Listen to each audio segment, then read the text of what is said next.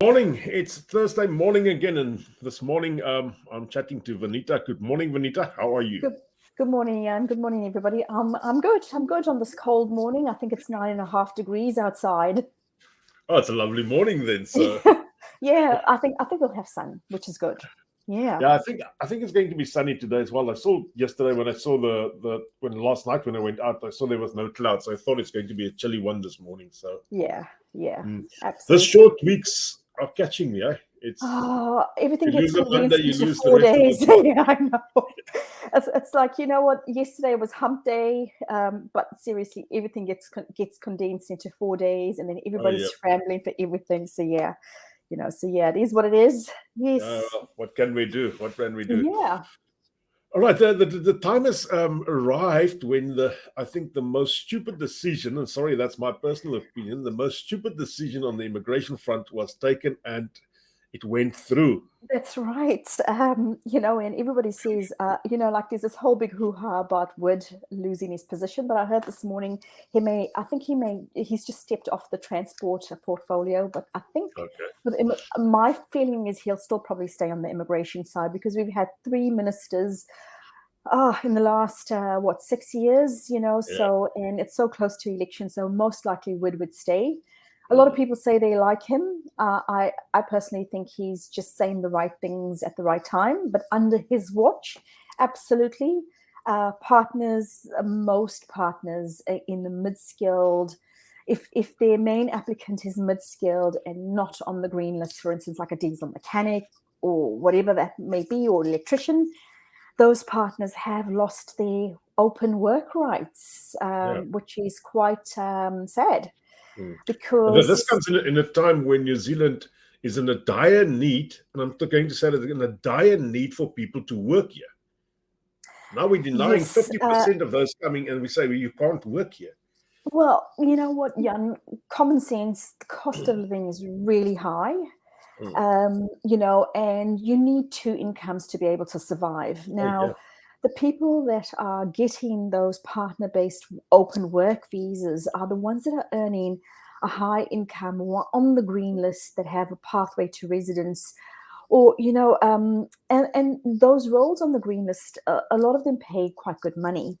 Yeah. So the people that really need it is that middle income level, like say for instance, like a fitter Yeah. or a tradesperson. That's what I'm talking about. Those are the people that are not earning a really good salary of over 100,000, and those partners cannot contribute to the household anymore. Um, Even even those, and me, this is me coming from a financial side now, and I speak to people on a daily basis. And one of my questions I must ask them, what are you earning? And even those people earning 100,000 or just 100,000 and below is yeah, struggling. In yeah. the past, it wasn't like that. Now, currently, they are struggling. If they can't get a second income, I don't know how Yes. these people are going to make it in New Zealand. Yes, and that's a concern. And I mean, I think it's gonna. So just for some background, maybe for the audience, on the 31st of May is when the policy came in, where those people that are not on the green list or are not earning 200% of median wage, and I'm talking about the main applicants, their partners won't be able to get open work rights, meaning that they'd have to be able to get a job in their own right, earning a median wage, which is 29.66 per hour, and they cannot be self-employed as well. Because if you think about it, Jan, a lot of people come in and their partners or spouses may do something, if they've got a skill, they may do something and be self-employed. So that's not allowed anymore. So that in itself, I mean, yes, Jan, every week when you go to the supermarket, your bill is higher Yeah, every single week. yeah. And that's even shopping at the most cheapest of places or the most, yeah. So people earning 100,000 are struggling. Before it wasn't that the way, like maybe 2 years ago it Everything wasn't. has gone up, Vanita. I mean, from the food, my gas is $25 a bottle more. Yes. Petrol has gone up. Nothing Yeah. has come down that we can say, oh, this is equals that out. Yeah. So, yeah. There's a really good site called www.nubeo.com. So it's Try that. numbio or numbio.com. Oh, Okay. okay. So what immigration are doing now is, and it's good to compare cost of living. Mm. It compares cost of living in Auckland versus South Africa, Cape Town versus South Okay. Africa, Durban. So it takes regions of a country and compares cost of living. So it's everything from buying bread to buying to eating out, to paying for McDonald's, to paying for rent. Yeah. And it gives you a really, really good comparison. And I was looking at the cost of living in Durban, for instance, versus living in Auckland. And you'd be surprised it's actually cheaper to live in Durban because like the cost is like 200% of in Auckland. That's the difference. So Yeah. it's really good to look at that website to sort of do your research and to see what that's going to cost you, like even going out to the movies and so on. So anyway, coming back to that, a lot of people are probably going to rethink the immigration. So that's one big major change with regards to partners not having open work rights up front. Yeah. The other thing is there is a website that immigration have introduced where they've said you can go on and say, for instance, the partner secured a visa. Now they can go into a website and look for the accredited companies because they have to work for an accredited company. So it's That's right. forcing a lot of companies in New Zealand to become accredited to employ partners as well. Yeah. So that becomes another issue because a lot of employers don't necessarily want to. Can I ask you something? Yes. A lot of my clients comes from the tradie, the background, the guys that works with their hands, like motor mechanics, those type of things. Yes. And normally their partners have done something in the admin side, a PA or worked on front desk somewhere. Yeah. Can these people with those type of skills as admin and front desk and so get accredited jobs in New Zealand? I don't know, Jan, because it really depends on what's available. And the thing is, if an employer has to pay the PA or admin person $29.66 because they have to do that, right? And they have to keep up with median wage. So next year it'll change again, right? And if they get somebody who's local, who's a New Zealander or resident of the country, and they are happy to settle for $28 per hour, who are you going to choose from the employer's perspective? It's avoiding the employer from getting accreditation. That's one thing. Complying with all of immigration's requirements to hire a migrant worker and so on. But the thing is, a lot of advisors are saying it could lead to more exploitation of these workers because they're going to start, like these people coming in, they're going to start working unlawfully or illegally. The thing is, I don't know whether, how that payment would happen. Would it be in cash? Would it be less, like $21 an hour? I don't know. We don't know what that's going to look like. Well, the other problem is as well, once you start paying a person underneath the table, and let's face it, it is happening, that person is not paying tax. It's not contributing towards the country. That's right. Yes. And so one other big major change that is likely to come is SMC6, which is a 6-point proposed system that immigration is looking at. Now, that again is favoring those people that are degree qualified or earning a high income. Okay, so the 180 points are going to disappear and the 6-point system is going to come in. And it again affects those trades. Because if those trades are not earning 1.5 of median wage, they're not going to have a pathway to residence. And right now, 1.5 of median wage is $44.49 per hour. Now, some trades are okay to maintain like $45, $46 for the next 2-3 years to be able to give residence if that system comes in. But there's some trades where they're either on a collective agreement, which is under union or unions, and they're governed by unions. So they're not going to likely reach that 1.5 of median wage. So again, the talk from immigration is if those people, or anybody for that matter, that can't meet a residence pathway that's defined, and we've got 4 right now. So it's green list, tier 2 of the green list. We've got the highly paid and the 180 points. If they can't meet any 4 of that criteria, then they are looking at working in New Zealand for 3 years and getting the accredited employer work visa and then having a stand-down period of 12 months. So that means they have to leave because they don't have a pathway to residence. Okay. And Okay. that right now, it was supposed to be released at the end of May, but that didn't happen. So we're expecting end of June or July, and that's when the 180 points will disappear. So if that comes in and it's in law, that means those people currently on the 3-year accredited employer work visa and have no pathway will have to consider leaving after 3 years, because they won't be able to, they'll be stopped from securing another 3-year work visa. That's right. Because currently we can do visa after visa after visa, Yeah. and it's fine even for people over the age of 55, but that's stopping us from doing that. So currently they actually, I haven't got a good word to say actually now. I can't really think about a non good word, but they're actually screwing us over in Yes. order to not have people here, and that will affect the working class. So the thing is, the New Zealand market needs the working class. Yeah. We've got, look, the professionals, yes, we need them, but we need the working class, Yeah. absolutely. And I think that's true for any country. You need enough of the working class to be able to get the country going and so on. Yeah. And it's affecting the working class. So Mm. it's becoming, like the Middle East. Look, in the Middle East, you're going to work there. You're never going to be able to live there permanently, but you're going to work there, right? And you come there with that intention. But people that are leaving to New Zealand are not coming with an intention of just working for 3 years and then having to go back, especially with South Africa and the way it is. And our salaries not being that high either.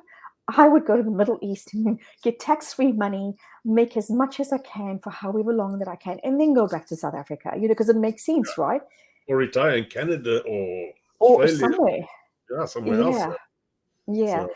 So So those things are not making sense. And, we're in consultation with the government to sort of say, look, this is not making sense because certain companies, and those are big companies that contribute to the government's infrastructure, rely heavily on those trades. mm, And to have a mass exodus of trades leaving at the same time, yeah. after a certain period of time, would leave a huge gap. Mm. And it's like, how do you achieve these targets that the government set if you can't maintain the workforce? And the big problem is out there. I can't walk into any company in my local town and find that there's enough workers. Yeah, There's large which is gaps true. in workers there, and some of these companies, even KFC, some days don't even open their inside shop. They only do the drive through. Yeah, McDonald's does that because yeah, they don't have enough workers, and those workers that they do need will never be able to come to New Zealand actually and stay here. yeah. That's right. Yes. So So it's just a very what's the word? There's just a disconnect between what government is doing, because it's not Immigration New Zealand. It's policies set by the minister and cabinet, and Immigration New Zealand operationalize these policies. yeah. They don't make these policies. So it's what government is deciding and what's government wanting to do. I'm always Also, worried about what is behind the scenes going on with any politician. I promise you. Yes. The other thing is, across all the categories, English is a requirement. Yeah, And if you think about it, a lot of the trades don't have the English or can meet the English requirements that's needed. yeah, And that again is a concern, because if you think about it, we have relationships with the Pacific Island nation, and so on. That's what the government, it's been there for a long time. And for those people, it's quite difficult, as an example, to meet the English language requirements. So what do we do in that instance? Because if they can't meet it, they can't apply for residence. that's right. So, that's another factor that we need to consider as well. And that's different from Australia, because they don't have those relationships with the Pacific Islanders like the way we do. I've got a question on the other channel asking, Almonique Olivier asking, will immigration change after the elections? I don't know. We're expecting more and more exceptions and sector agreements where it allows trades to come in. And, that's what we're expecting. And we're expecting groups to lobby for those various trades if the system remains the way it is, it's hard to say if there's going to be an overhaul or change it, like massive changes. It's very difficult to say. And I don't know if, for instance, if we get a new government, how long would it take to really assess where those shortages are, to say, okay, here's the gaps, this is what we need, here is what they need to meet, and we've lowered certain criteria for that. We don't know what that's going to look like. Yeah, it's interesting, but the future will hold. You see if there's any other comments down here. No, nobody's commented or asked any questions yet. Yeah, it's always interesting to find that out. And I sometimes wonder if Parliament is not disconnected from the rest of the world. They are. The rest of the world. Definitely the New Zealand market. Probably because, I mean, look, our salaries are not that high, even for the green list roles, and so on. Our salaries are not that high. We always compete with bigger markets like Australia, Canada, and so on. And they have more, I wouldn't say relaxed rules, but you know what? Over the last 3 years since COVID came in, the immigration law hasn't changed dramatically, where they've dropped certain things and changed certain sectors and overhauled certain things. They haven't done that. So Right. if you're looking at those countries, you're kind of looking at saying, okay, I know what the expectation is. I know what the age cutoff is. I know all these things. I know I need a skills assessment. I know, all those up front. I know I need English. So can I meet it? Yes, I can. Let's go ahead and do it, right? Whereas we're in a changing landscape of what does this next proposed 6-point system looks like? Is it going to come? Those people that are onshore, that's a worry for them because they've sold up everything. They've come in since last year, July, and now it's like, oh my God, can I stay here permanently? That's the thing. That's right. And I mean, let's talk. It's very unfair towards anybody to let them hang on a string and not know what the future will be. And that's the thing, because we've kind of known that this proposed system is there, but you know what? It's like, when does it come into law? I don't know. I think for the people out there that are considering coming through, they really need to assess where they stand, do their homework around cost of living, all sorts of things, to know what their plan is to move forward and be able to secure something for them to live permanently. Yeah, and there's no easy way out to this. There's no easy way to explain that, or to say to somebody, come and you can do this and that and you'll be all right. Yeah, I know. And I do see a lot of general skills coming in, and I don't know with those general skills, I don't know what that's going to look like. I would say to people now is, if they can, go and get their skills, assessed if they're not exempt, assessed to make sure that you have an NZ equivalent to be able to see what that looks like, in terms of points or whatever that may be, to be able to secure some long-term stay in New Zealand. Right. That's a question from my side. If the spouse coming on this visa, should they get a visitor visa, or is it what type of visa do they get? You know what, Jan, it's a bit vague when you look at the policy and you look at, we haven't had any of them issued right now. Okay. So with the ones that have no rights or work rights, look, and please correct. Look, I could be wrong on this, because again, as I said, it's quite vague as to what they are definitely going to get. They are going to get, say, for instance, a 3-year work visa, or 3-year visa, I should say. Yeah. It will be a partner visa.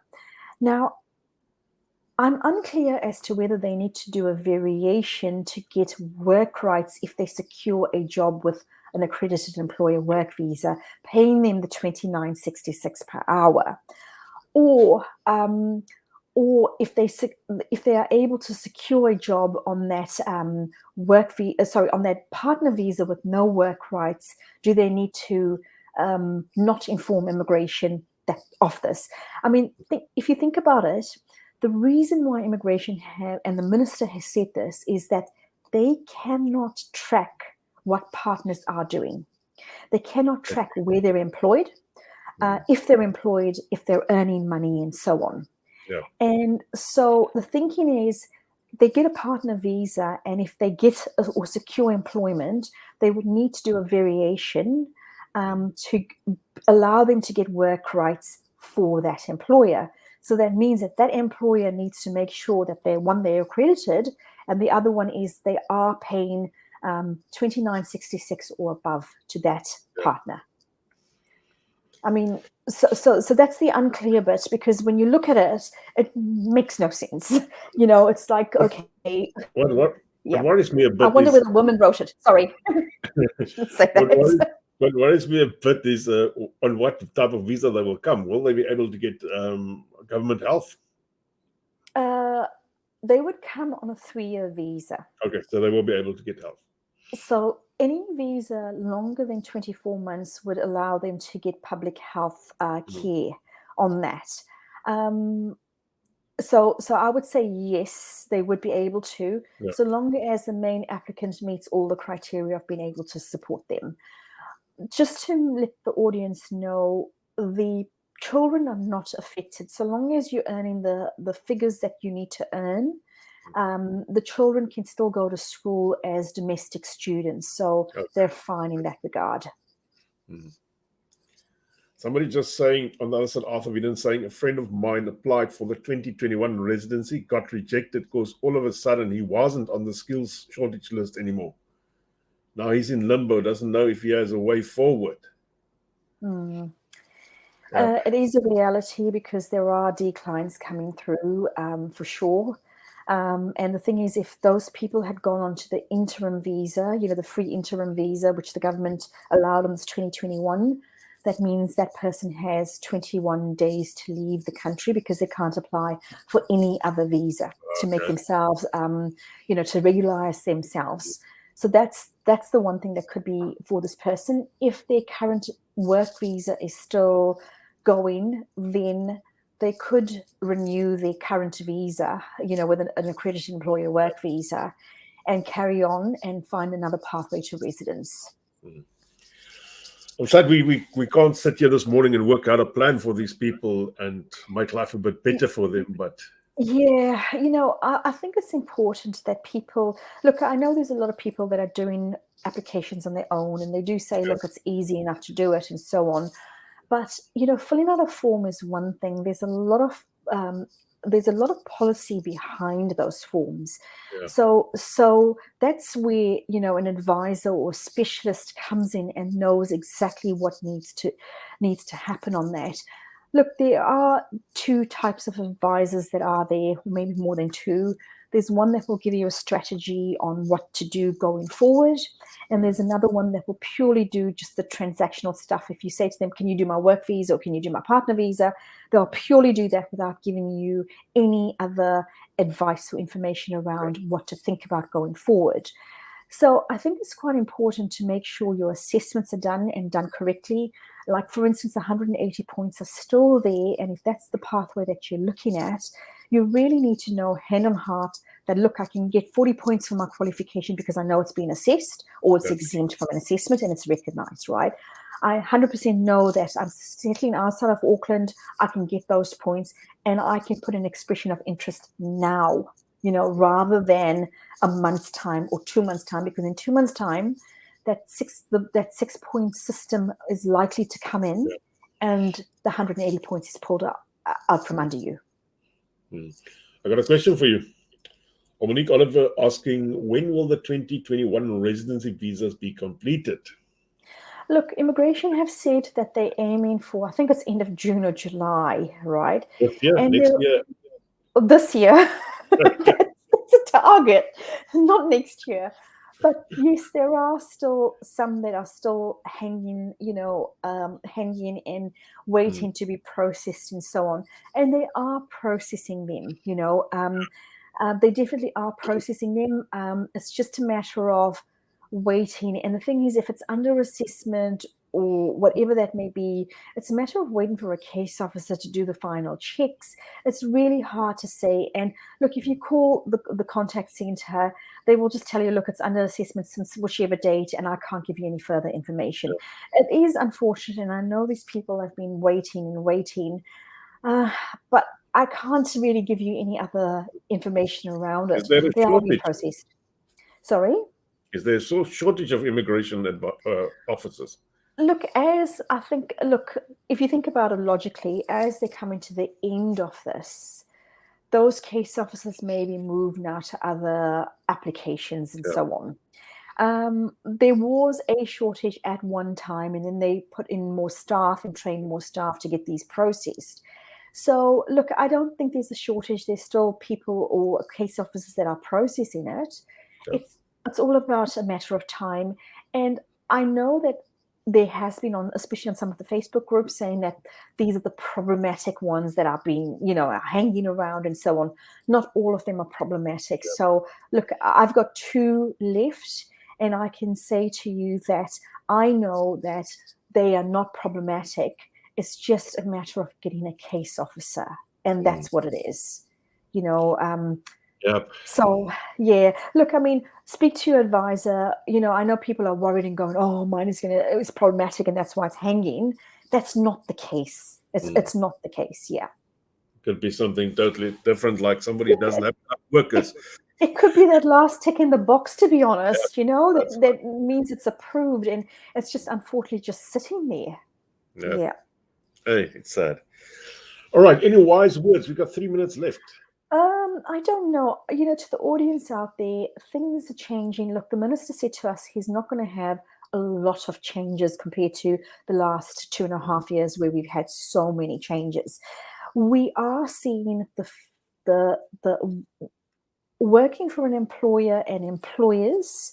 Now we are seeing what the impact is from the old accreditation versus this new accreditation. And a lot of employers have to change tact as to how they are now recruiting and employing, because what we are doing is we're working out to see, what pathways, while we are not doing residence for our employees, we need to support them as an employer, right? So what we're doing is working out who can get residence, who can't get residence.